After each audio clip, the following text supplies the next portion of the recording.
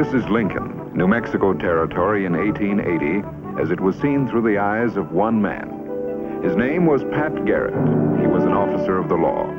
He was a man who never backed down from anything or anyone in his life, and he had only one weakness: his love for a half-wild boy whom he regarded almost as a brother. The boy was William H. Bonney, known as Billy the Kid, and Pat Garrett knew how it must end for one of them if their friendship ever failed. Good shooting.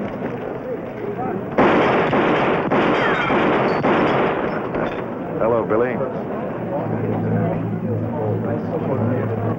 I didn't want to let you earn that $100 too easy, you know. You mean you're going to make it hard for me, Billy?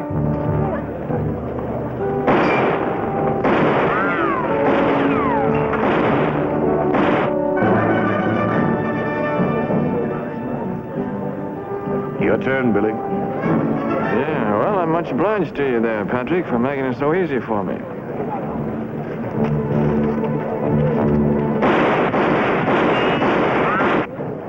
I reckon you'll have to split the prize money, $50 apiece. It looks that way. I didn't figure on splitting that money, Patrick. You want to tell me something? How come a man who don't think no more of a gun than you do can shoot like that? The man wearing a badge, a gun is just a tool, but he has to know how to use it.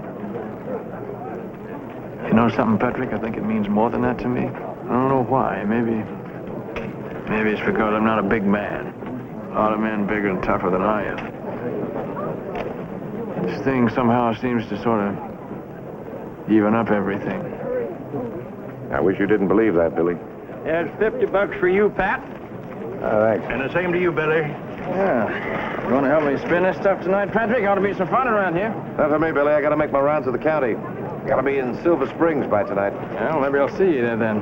Let's take 100 head of cows on into Silver Springs first thing in the morning. Billy, they've got enough trouble over there with that new gold strike. Don't hang around. Just sell your cows and head for home.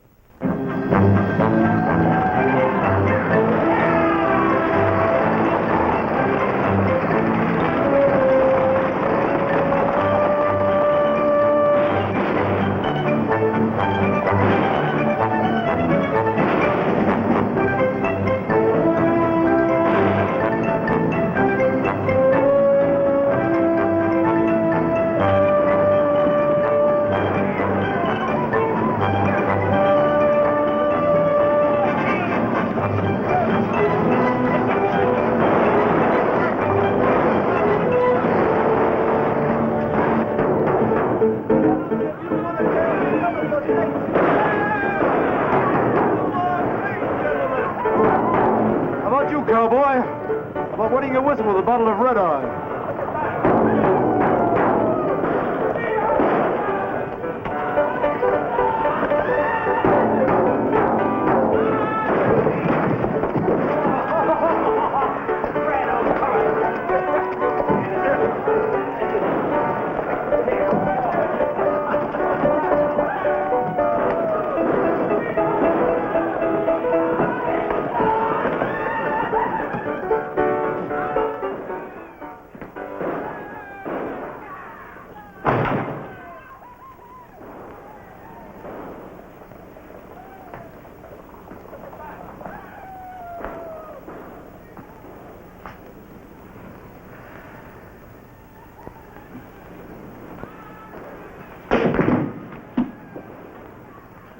Working at your job isn't exactly one of your faults, is it, Leggett?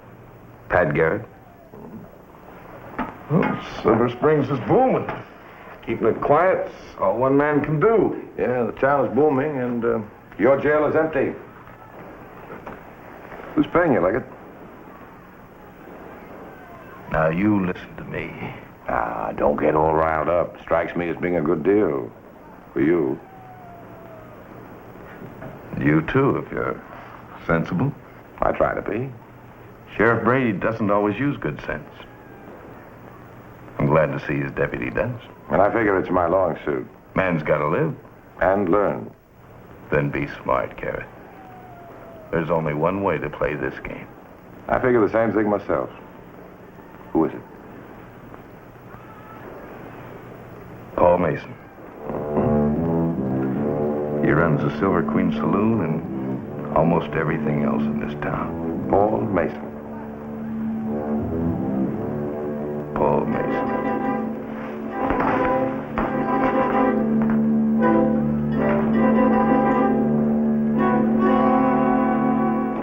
Well, maybe this will give you an idea what kind of man Garrett is. He's the only lawman who ever tossed Billy the Kid in the pokey, and he kept him there, too.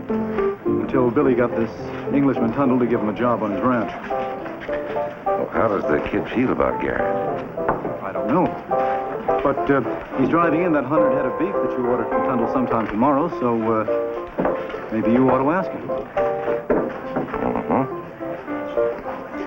In the meantime, when Garrett gets here, give him this. $1,000? We're up in the ante.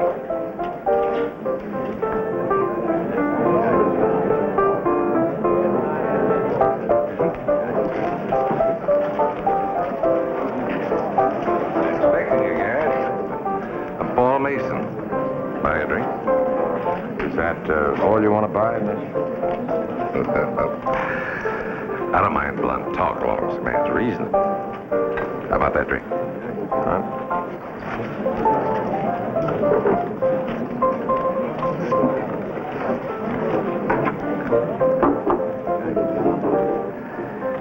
You're the first gun toter I've ever seen who turned his back to an open room. When a man faces trouble, he doesn't have to worry about his back. Excuse me, Garrett, but I think you dropped this.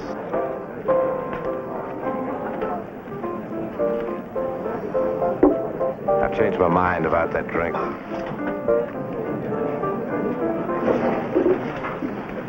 Suit yourself. I don't mind a man being honest, as long as he minds his own business.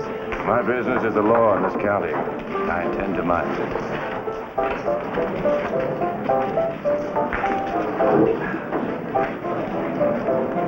I knew he'd mean trouble. I still think this is about what we want. Maybe not Garrett, but I have a hunch we might be able to work out something with Billy the Kid.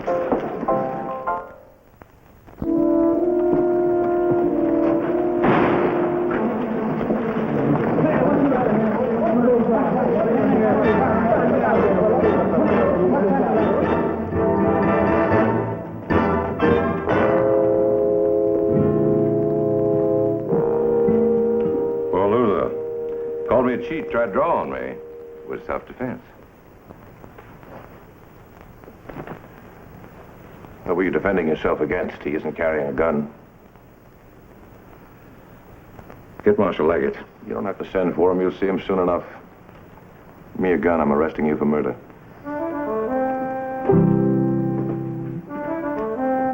March.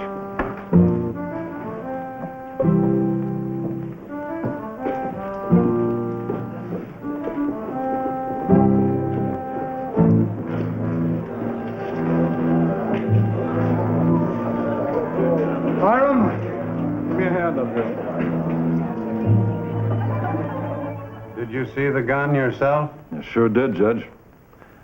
I reckon the new deputy sheriff went off half-cocked.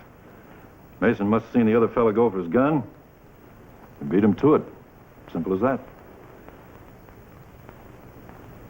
All right, Hiram. You can go now. Yes, sir.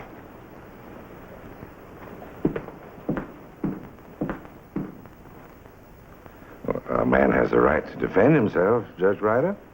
You don't have to remind me of a man's rights, Mr. Mason. I regret that I have no choice, Mr. Mason, but to order the marshal to free you. Unfortunately, the law treats all men alike, even those who hold it in contempt by their daily actions.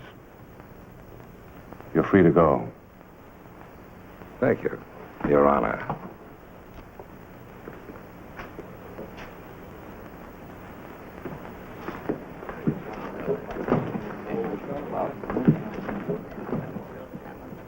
Sorry, Pat. The law has to shield a man who has no respect for it. My fault, Judge, not yours. I reckon there are as many ways to make the law work as there are to break it. I just picked the wrong one. That's a mistake I won't make again. Judge, how many different laws you figure there are in these books of yours? Thousands. Why? How many of them you suppose a man breaks every day of his life, without even knowing it? Quite a few, I'd guess. What's on your mind? Well, I've been reading these books ever since Sheriff Brady hired me. Never saw much use for all these laws until right now. It seems to me that a man who has no respect for the law can't know very much about it. Learning just might change his mind. I know how you feel, Pat. But Mason's a dangerous man. So am I. What's more, I'm pig-headed, stubborn on top of it. Only trouble is I'll need some help from you. I'll uphold the law to the letter. That's all I wanted to know.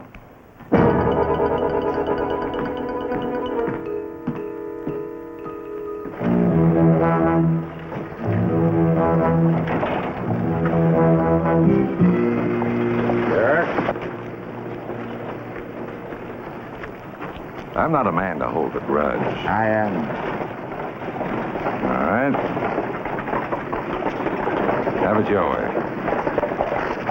You're under arrest. For what? There's an ordinance, a county ordinance against spitting on the public streets. What are you trying to pull, guy? I just told you you're under arrest.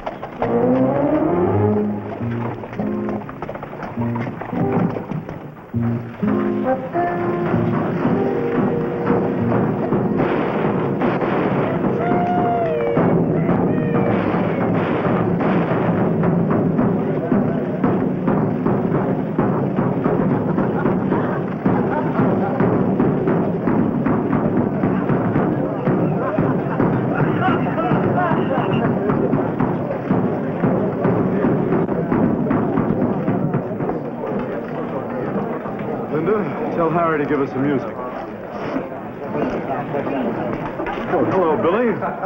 Mason is waiting for you at that table in the back.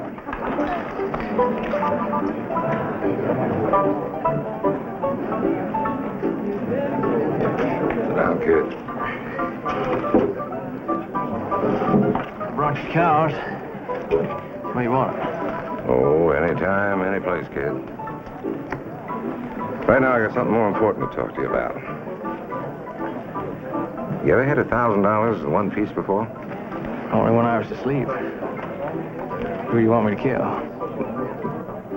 You're kidding, Billy, but I'm not. Price $1,000. Man is Pat Garrett.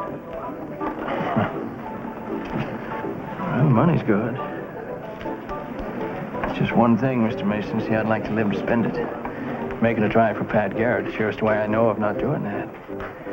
I kind of like the odds in my favor. Not dead even. Supposing I double it. Only thing you're buying from me, Mr. Mason, is 100 head of cows. There's one thing you should know, Mr. Mason. If you hire a man to down Pat Garrett, and this man misses, you can bet your bottom dollar old Patrick come calling on you. I just bet you he don't miss. Good night.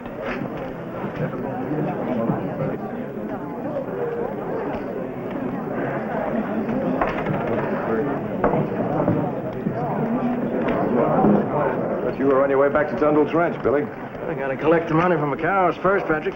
Let me buy you something here. Drinks are on the house. You and Billy, Garrett. Oh, that's mighty nice of you, Mr. Mason. Yes, you're the fastest draw, Patrick. I wonder who it is, you or me. You're under arrest. More games with your ordinances, Garrett? No, not this time. Serving liquor to a juvenile is a felony.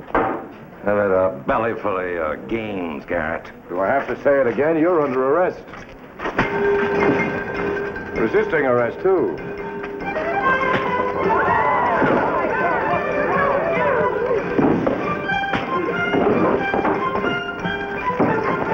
Some people just don't care how soon they die.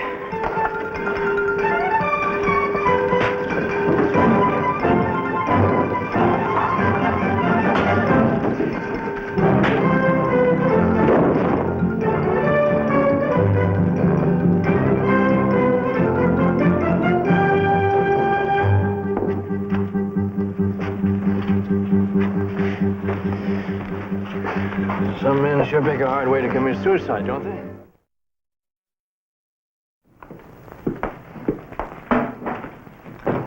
Had to grant Mason bail. All right. Turn him loose.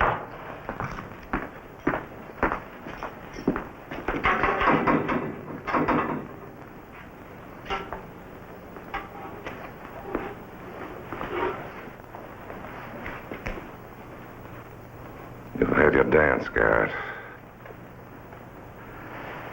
Now it's time to pay the fiddler. Let's go. Well, I guess it's time I made my rounds. Mason has to get even for that beating you gave him. I suppose you know that. Yeah. You'll never submit to an arrest again. I knew this job would have some kind of drawback.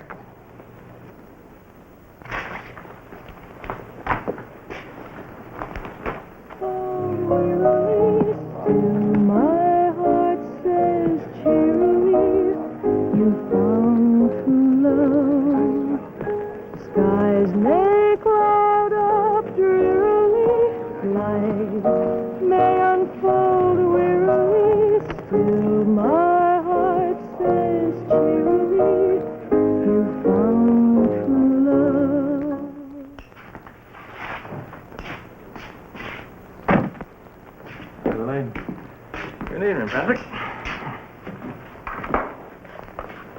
You know, sometimes I think you got a little twisted there, Patrick, about which one of us finds trouble the quickest. Makes sense, Billy. Well, our friend Mason's got it all worked out for you, Patrick. Even offered me some hard money to do the job for him. You take it? Oh, is that a nice thing to say to me, Patrick? Of course I would have, I just didn't need it bad enough. I apologize, Billy. Now, tell me, what is it you're having so much fun with? Well, Mason's sending Leggett to suck you into a trap at the Silver Queen. Thought maybe you'd like to have me go along with you. Not this time. You stay out of this fight, Billy. You've got no stake in it. Billy, I'm telling you for the last time, you deliver your cows and get on home. Uh-huh. Well, I was afraid you'd take that attitude. All right. I'll just do that little thing. Billy! I'll see you around, Patrick. I have to deliver some cows. You've made tangling with Mason sort of your personal business. Just got word there's a ruckus at the Silver Queen. A man's been shot. All right. You, won't be needing me, I guess, huh? You're wearing a badge, aren't you?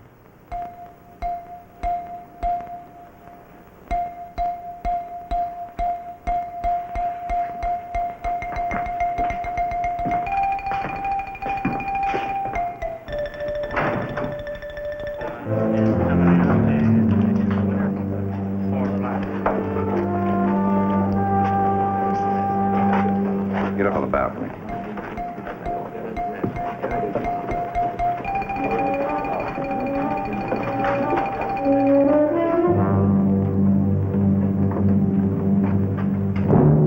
It's coming now.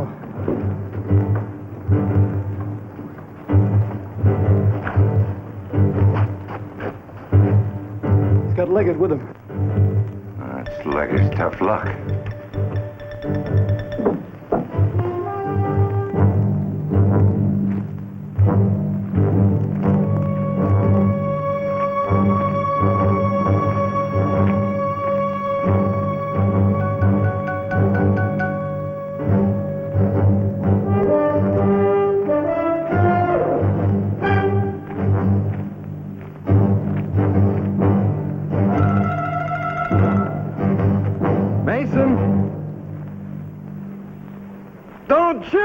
Mason!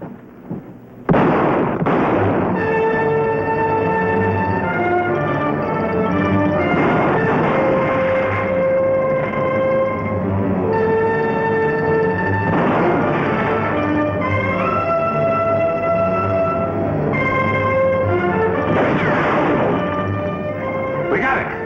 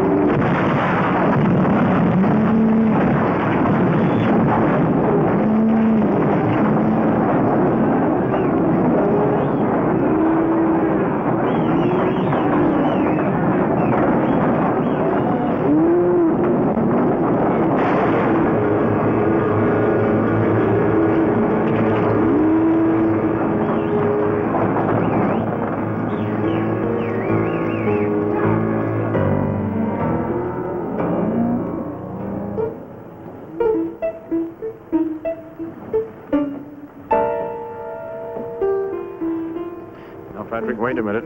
No, wait a minute. No, I was just doing what you told me to do. I was just delivering the herd right in town here, and there's no need to get all riled Get up. off that horse, Billy. You're under arrest. Well, dadgummit. I swear, Patrick, you're the hardest man to understand. Here, I done what you told me to do. I practically saved your life. Billy? All right, all right. I'm getting off.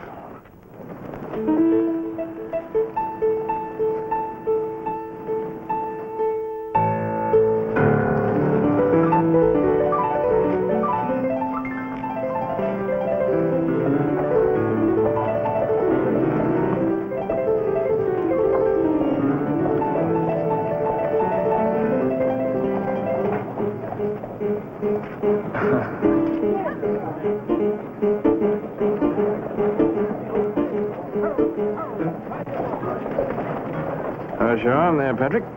Oh, a few shotgun pellets in the arm never hurt a man. I thought I left you in jail.